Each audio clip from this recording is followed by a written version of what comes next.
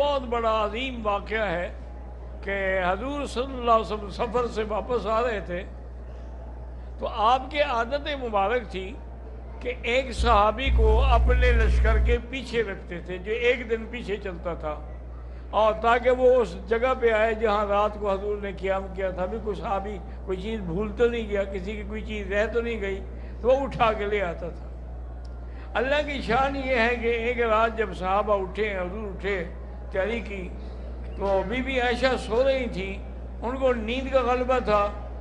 اس اونٹ اٹھانے والے نے اونٹ بٹھا دیا اور نے سمجھا کہ بی بی عائشہ سوار ہو گئی ہے، اونٹ لے کے چل پڑا۔ آگے جب گیا دیکھا بی بی عائشہ تو ہے ہی نہیں۔ اب بی بی عائشہ کہتی ہے کہ یہاں اٹھی دیکھا تو قافلہ چلا گیا۔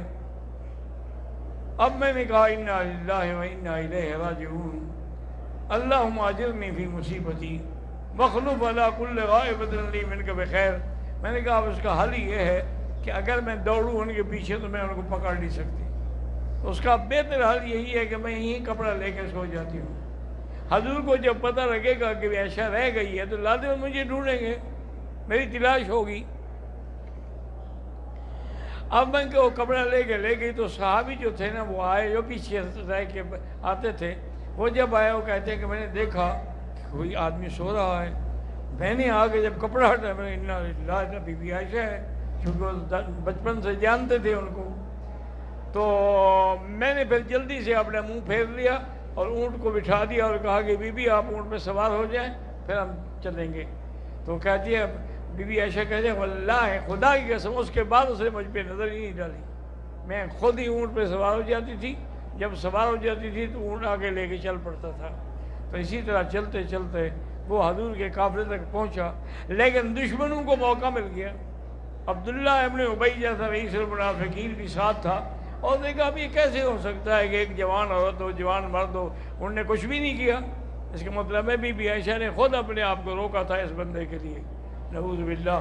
حضور صلی اللہ علیہ وسلم کو سن کے بڑی تکلیف ہوئی، بہرحال قافلے کو حکم دیا کہ چلو، واپس مدینہ شریف آ گئے۔ لیکن بی بی عائشہ کہتی ہے مجھے کوئی پتہ نہیں تھا کہ کیا وجہ ہے کہ اب حضور کا وہ التفات جو تھا نا میرے سے وہ نہیں رہا۔ کہتے ہیں کہ میں رات کو باہر نکلی، مستح بھی میرے ساتھ تھی، راستے میں جا رہی تھی تو ان کے پاؤں میں کپڑا اٹکا، وہ گرنے لگی تو کہا ہلاک مستح، اللہ مستح کو برباد کرے۔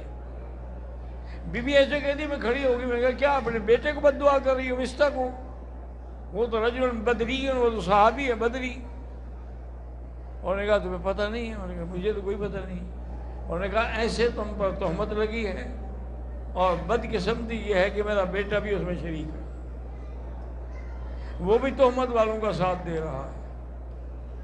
بی بی عائشہ کہتے ہیں مجھے تو سب کچھ بھول گیا، مجھے اسی وقت بخار چڑھ گیا، میں واپس آئی اور میں نے حضور سے عرض کیا کہ حضور آپ کو اگر میری طبیعت یہاں گھر میں ناگوار ہے تو میں اپنے ماں باپ کے پاس چلی جاؤں گا۔ میں ہاں چلی جاؤں، میں چلی گئی۔ اب حضور نے اس سے پوچھا رائے لی، لیکن کوئی فیصلہ نہ فرما سکے، ورنہ اللہ کے نبی دل میں تو مطمئن تھے کہ میری بیوی پاک ہے، لیکن فیصلہ نہیں ہو سکتا جب تک کہ ظاہراً گواہ نہ ہوں، شواہد نہ ہوں۔ کیسے ہو سکتا؟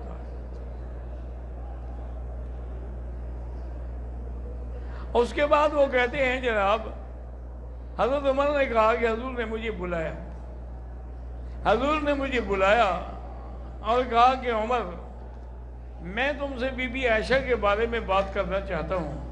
انہوں نے کہا حضور میری کیا ضرورت ہے کہ میں اللہ کے نبی کے گھرانے کے بارے میں بات کروں؟ انہوں نے کہا نہیں، میں تمہیں حکم دے رہا ہوں کہ تم بتاؤ عائشہ کے بارے میں۔ انہوں نے کہا حضور اگر میں بتاؤں پھر آپ ناراض تو نہیں ہوں گے؟